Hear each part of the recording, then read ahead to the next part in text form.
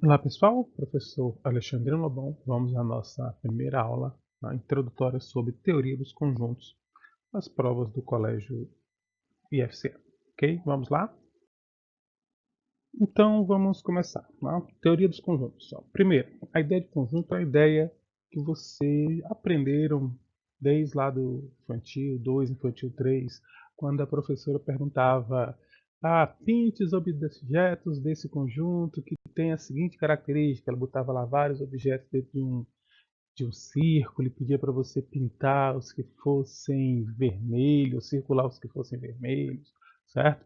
Então a ideia de conjunto é uma ideia bem intuitiva, certo? E esse conjunto, ele sempre, ou geralmente, ele é formado por números, podem ser números, podem ser objetos, que têm uma característica em comum, certo? E essa característica faz com que eles fiquem em um determinado grupo.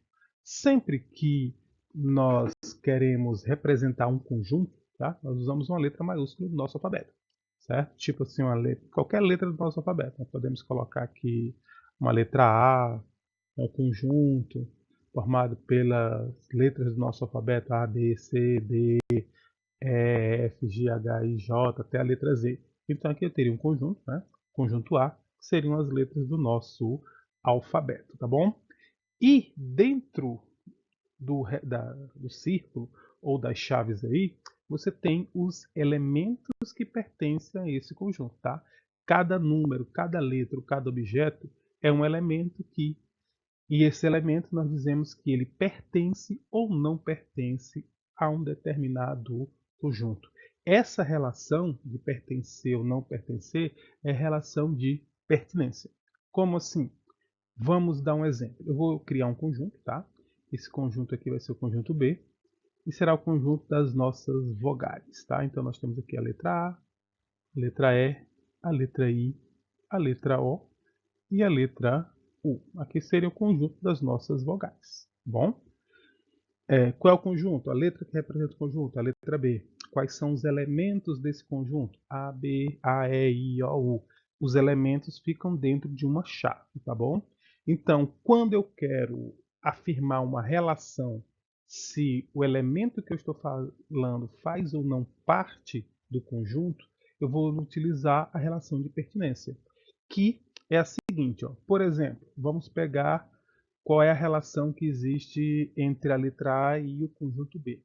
A letra A é um elemento que pertence ao conjunto B.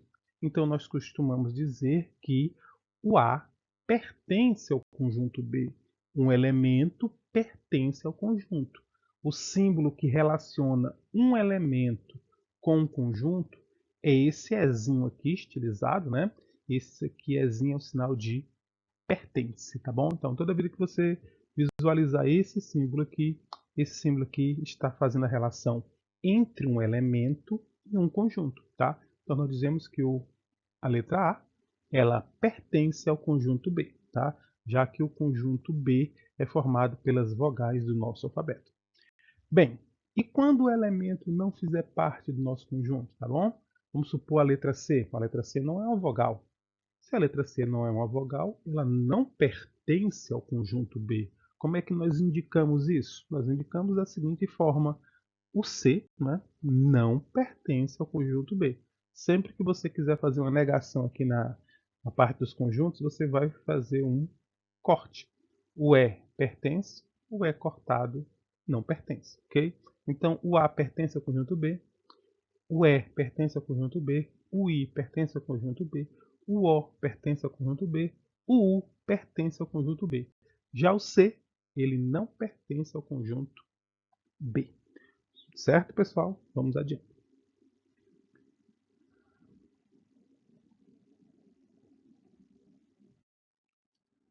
Bem, como é que eu posso representar um conjunto, tá bom? Um conjunto, pessoal, ele tem várias maneiras de ser representado, dependendo da necessidade do tipo de problema que você vá resolver, ok? Então, você pode ter um conjunto, certo?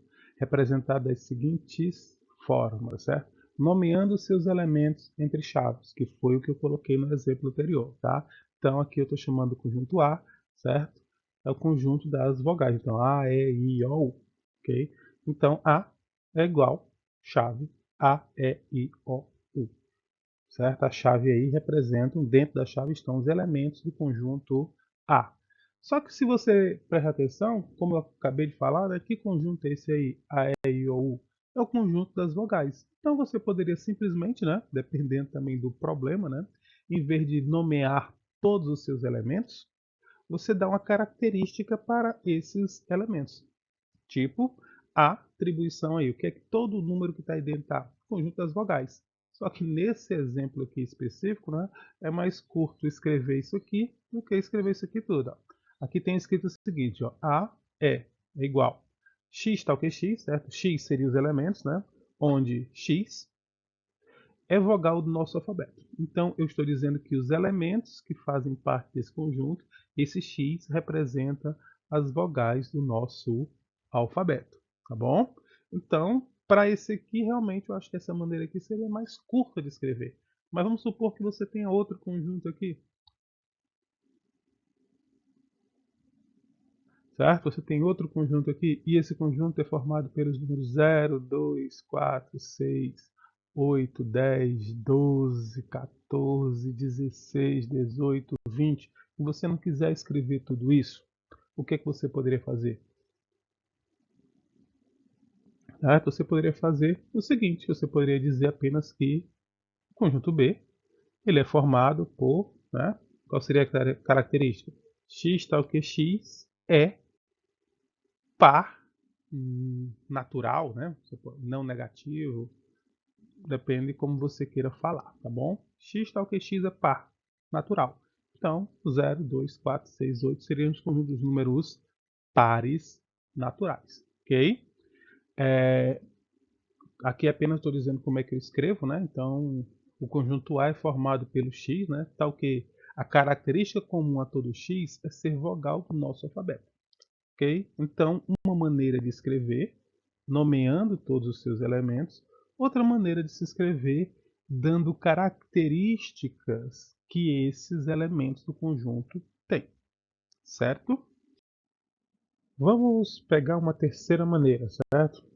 Através de uma linha fechada simples, geralmente um elipse, um retângulo, alguma coisa assim, que você, dentro dessa região, você coloque os elementos desse conjunto. Essa maneira é chamada como conhecido como diagrama de Venn, tá bom? Vamos pegar um exemplo, mesmo exemplo anterior, formado pelas vogais A, E, I, O, U. Então eu tenho aqui meu conjunto A, formado pelas vogais A, E, I, O, U. Eu poderia muito bem pegar esse conjunto e representar através desse diagramazinho aqui, certo? Onde as letras, né, os elementos do conjunto estão dentro dessa linha fechada simples, tá bom? Na maioria das vezes você vai ver a representação através de elipse, tá? Nesse formato aqui. Mas também podem ser meio retangulares. Contanto que seja uma linha fechada simples, você tem uma representação através do diagrama de Venn. A mais comum é esse formato aqui de elipse, tá bom? Meio ovalado. Ok?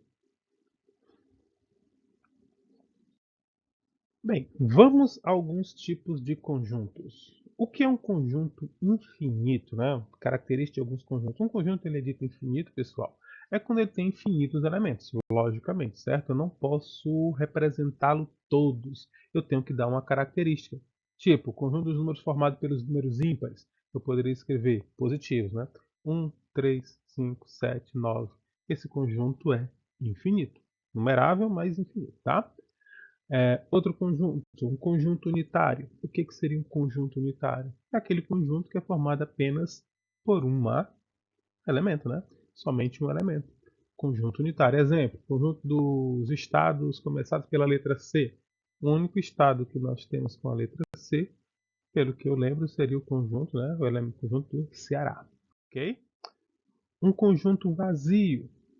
Conjunto vazio é aquele conjunto que não apresenta nenhum elemento, tá? Tipo, conjunto formado pelos estados começado pela letra Z. No caso do Brasil, nenhum estado começa com a letra Z.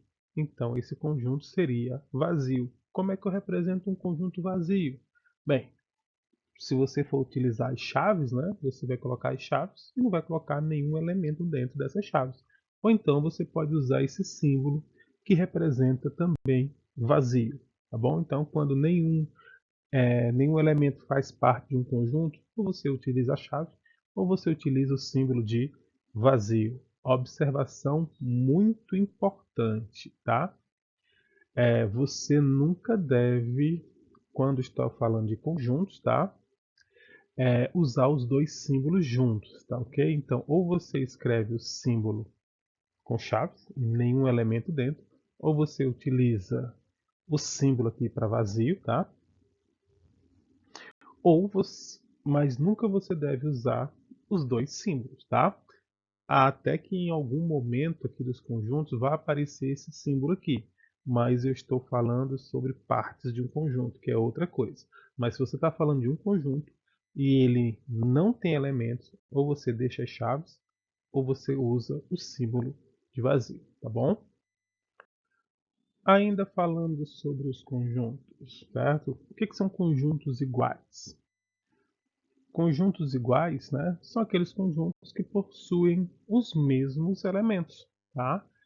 Independente da ordem. Então, se você tem um conjunto que é formado pelos números 1, 2, 3, 4 e outro conjunto que tem 2, 4, 1, 3, se você prestar atenção, certo? Se você prestar atenção, a única diferença entre esses dois conjuntos seria a ordem dos seus elementos. E quando eu estou tratando de conjunto, a ordem não influencia nos conjuntos, tá bom? Nem a ordem, né? Nem a maneira de se representar. Então, o conjunto A, E, I, O, U é o conjunto tal que X, né? É vogal do nosso alfabeto. Esses dois conjuntos apresentam os mesmos elementos, então eles são conjuntos iguais, ok? Observações importantes: a repetição de elementos não altera o conjunto, tá? Nem você deve colocar elementos repetidos no conjunto. Conjunto 1, 2, 3, conjunto 2, 2, 1, 3, 3, 3. Ninguém fica colocando elementos repetidos no conjunto, tá? Se você for escrever esse conjunto e ele tiver mais de um elemento repetido, você deve reduzir.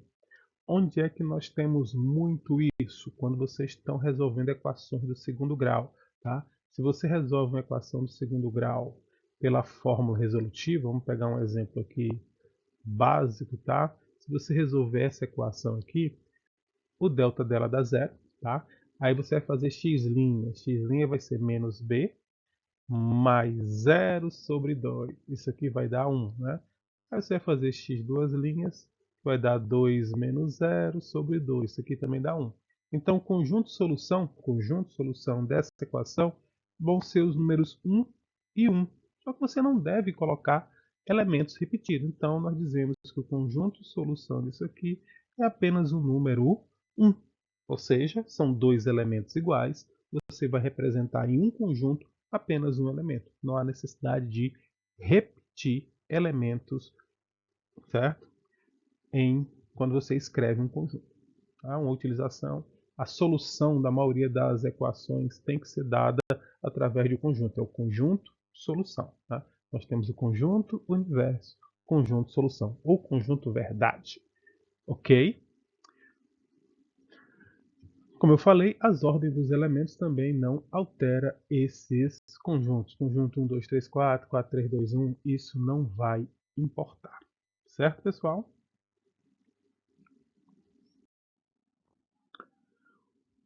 Subconjuntos. O que seria um subconjunto? Né? Sub, né? Abaixo do conjunto, vamos falar assim.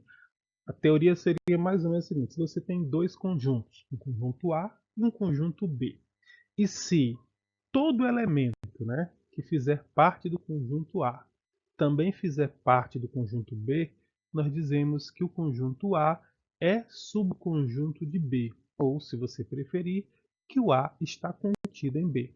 Como assim? Vamos explicar. No meu exemplo aqui, você tem o conjunto A, que ele tem os números 1, 2, 3. Se você prestar atenção, o 1 pertence ao A, né? Então o elemento 1 pertence ao conjunto A, e o elemento 1 também pertence ao conjunto B. Então está aqui, ó, o 1 pertence ao A e o 1 pertence ao B. Tá? O número 2, ele pertence ao A. Ó, 1 pertence ao A e pertence ao B. O 2 pertence ao A e o 2 também pertence ao B. O 3 pertence ao A, o 3 também pertence ao B. Acabaram-se os elementos do conjunto A, certo? Isso quer dizer que todos os elementos que pertencem ao conjunto A também pertencem ao conjunto B. Ah, mas o B tem mais conjuntos. Isso não importa, tá? Mas todo elemento do conjunto A também pertence ao conjunto B. Então, nós dizemos que o A está contido, esse símbolozinho aqui é o símbolo de está contido, tá? Esse é o símbolo que relaciona conjuntos. Quando eu quero relacionar um elemento com um conjunto, eu utilizo o símbolo de pertence. Quando eu quero relacionar dois conjuntos, tá?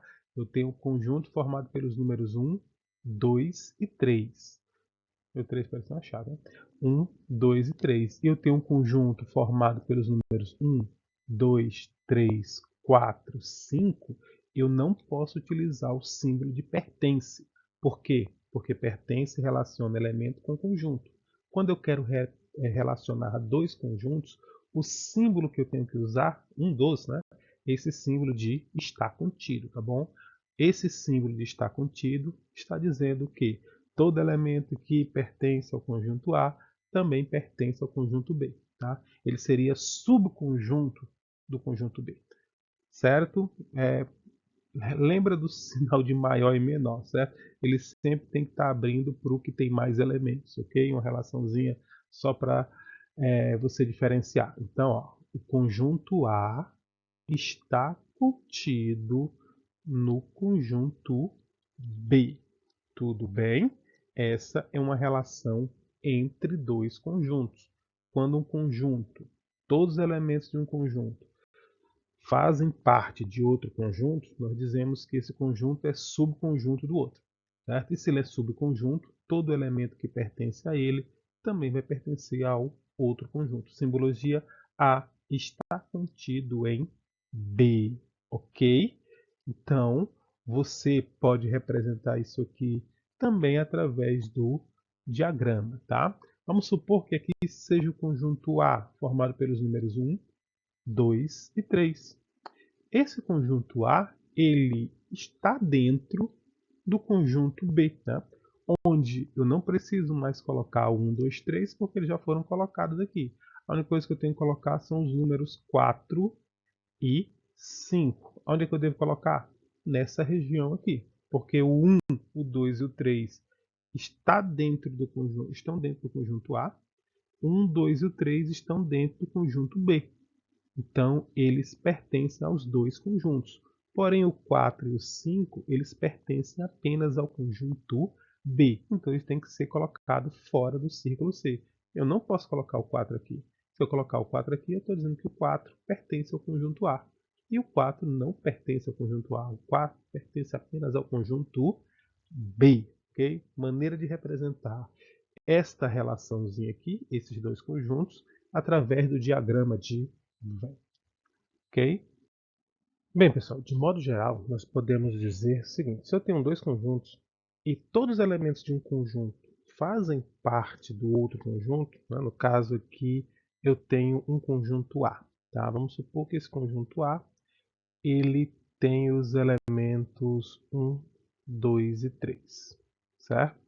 E eu tenho um conjunto B que ele tem os elementos 1, 2, 3 e 4. Note que todo elemento do conjunto A faz parte do conjunto B. Então, nós podemos dizer, né, pela definição aqui, que o conjunto A ele está contido no conjunto B.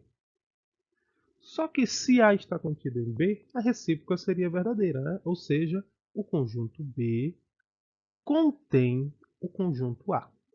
E para falar na ordem inversa, você também tem que inverter o símbolozinho aqui de inclusão. Tá? Em vez de você colocar o sinal, vamos dizer assim, abrindo para o maior, né? Isso aqui parece muito quando você está comparando números. Né? O 2 é menor do que o 3. Não é a mesma coisa, mas dá para fazer uma analogia para você imaginar assim, tá ok? Ó, o 2 é menor que o 3. O 4 é maior do que o 2, tá? Eu estou falando aqui uma relação entre números, né? Aqui é uma relação entre conjuntos, tá bom? O conjunto A está contido no conjunto B.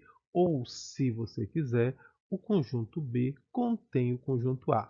E nossos símbolos de inclusão, nós podemos fazer o seguinte, ó. Eu posso dizer que um conjunto está contido no outro ou que ele não está contido. A negação é sempre cortando. E eu posso falar que um conjunto contém outro, né? No caso, B contém o conjunto A. Ou eu posso dizer que B não contém o conjunto A, certo? Toda inclusão vai ter a sua negaçãozinha aqui, tá? Então tem esses 4 símbolos. De maneira geral, se você colocar aqui, né, você disser que aqui é o conjunto B, ó, então esse aqui é o conjunto B. E o conjunto A está contido no conjunto B, então o conjunto A estaria dentro do conjunto B. E aqui eu colocaria os elementos 1, 2 e 3. E nessa região aqui eu colocaria o elemento 4. Então aqui eu estou dizendo, ó, o conjunto A está totalmente dentro do conjunto B. Então A está contido em B. Ou, se você preferir, né, B contém A. Ok? Vou apagar aqui.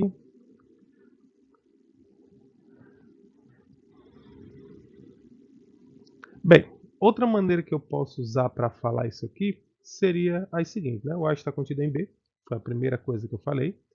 Eu posso dizer que B contém A, né? A está contido em B, simbolicamente ficaria assim. A está contido em B.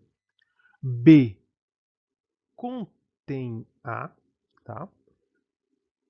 Eu posso dizer que A é subconjunto de B. Tá? Por que subconjunto? Porque todo elemento que pertence a A também pertence a B. Tá? Outra maneira de falar essa relação aqui entre esses dois conjuntos, ok? E eu também poderia falar que A é parte de B. Tá? O que é parte de B nós vamos ver daqui a pouco, ok? Então vamos lá, continuando a nossa explicação sobre as propriedades de inclusão. Se você tem 2, 3 ou mais conjuntos, sempre vale as seguintes relações, as seguintes propriedades. Primeira, o vazio está contido no conjunto A. Ou seja, o vazio é subconjunto do conjunto A, certo? Primeira propriedade. Segunda propriedade, o A está contido em A.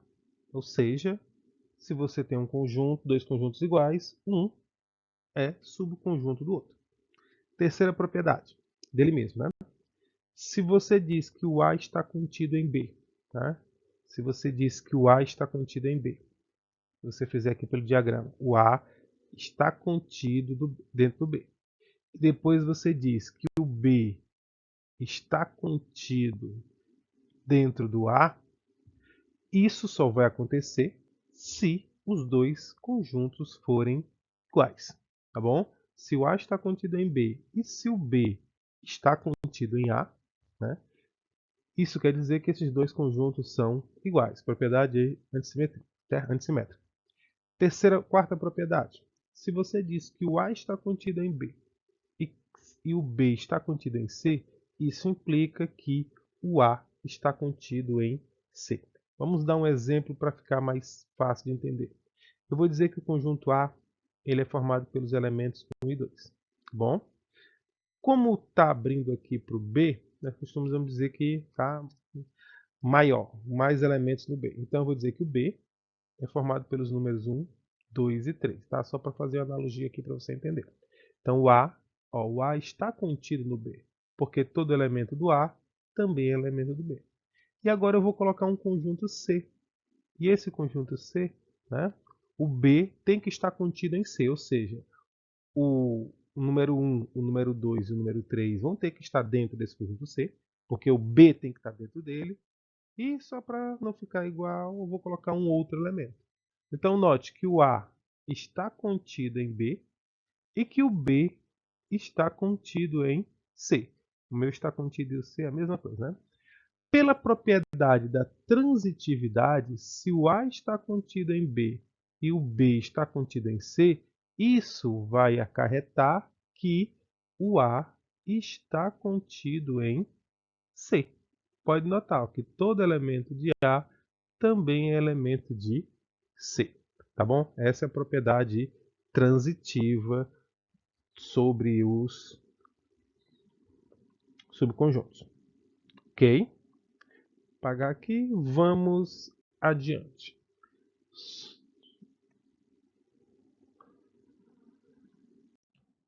Como eu tinha falado sobre o conjunto das partes. O que é o conjunto das partes de um conjunto? Né?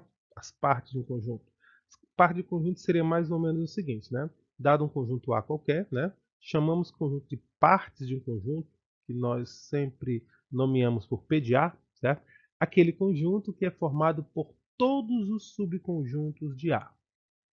Explicando, está aqui a definição, a forma de escrever, P de A, né? Vai ser o quê? Vai ser X, está o quê? X está contido em A, ou seja, X são todos os subconjuntos que eu posso formar a partir do conjunto A. Tá? Vamos lá. Primeiro, né? Se eu tenho um conjunto A, fiz um conjunto bem pequenininho aqui, e ele tem apenas os elementos 2 e 3, certo? Quais são todos os subconjuntos que eu posso fazer a partir desse conjunto com dois elementos? Vou chamar aqui o P de A. Tá? Primeiro, o primeiro subconjunto que eu posso fazer seria o conjunto formado apenas pelo número 2 e o subconjunto formado pelo número 3. Certo? Esses seriam subconjuntos do conjunto A. Ok? Então nós temos aqui dois conjuntos, ou subconjuntos. Né? Só que pelas propriedades ditas anteriormente, você aprendeu que o vazio é subconjunto de qualquer conjunto. Então o vazio vai fazer parte do P de A. Depois vão fazer parte do P de A o subconjunto 2, o subconjunto 3 e a última propriedade que eu falei para vocês, né, era aquela que todo conjunto é subconjunto de si mesmo. Né? Então eu tenho aqui que o subconjunto 2 e 3 também, né, o conjunto 2 e 3 também é subconjunto do conjunto A. Tá? Então esses são todos os subconjuntos, né, todas as partes que o conjunto A pode formar. Eu tenho aqui 1, 2, 3, 4. Note que só com 2 eu já formei 4 subconjuntos. Vamos fazer a mesma coisa com esse conjunto B aqui, tá bom? Então eu vou fazer aqui o P de B, tá certo? Primeiro, mesma coisa.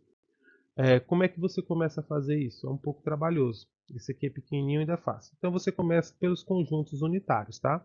Vamos começar direto aqui, né? Primeiro eu vou começar pelos unitários. Então, primeiro eu vou começar pelo vazio. O vazio é subconjunto de todo vazio. Depois eu vou colocar todos os conjuntos unitários, ou seja, apenas com um elemento. Então eu tenho aqui o conjunto A, o subconjunto aqui, né, formado apenas pelo B, o subconjunto aqui formado apenas pelo C. Certo? Depois eu vou fazer os conjuntos com dois elementos, já que aqui tem três. Então, com dois elementos, eu poderia fazer o conjunto AB, tá? Eu poderia fazer o conjunto AC, que seria subconjunto do conjunto B, e eu poderia fazer o conjunto AB, AC, e eu também posso fazer o BC.